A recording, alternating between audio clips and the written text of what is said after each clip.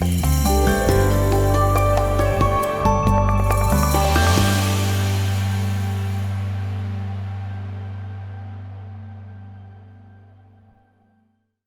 I've been in the soft gel industry for close to 40 years. It's really the only thing I've done.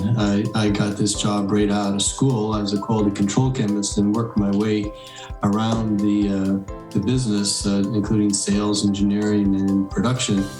So I've seen a lot of what goes on in soft gels. And one of the things that I've seen in the most successful companies is they're all using MFG trays for drying and handling of dried products when they come out of the tunnels. The MFG trays are a very valuable product in that you can condense your drying space down quite a bit and you get more product per cubic feet.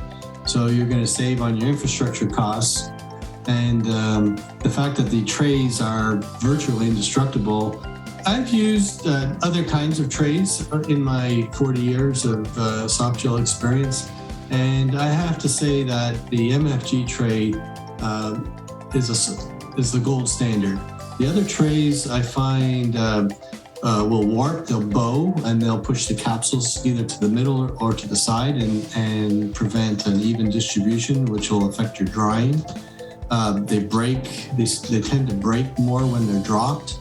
And the fact that they have a much higher profile means that you can't get as many capsules per cubic foot of drying space. So they're really just not the most cost-effective product in the long run. We were introduced to Chemtech and Neil, and the discussions and the service have been outstanding, just like the product they sell.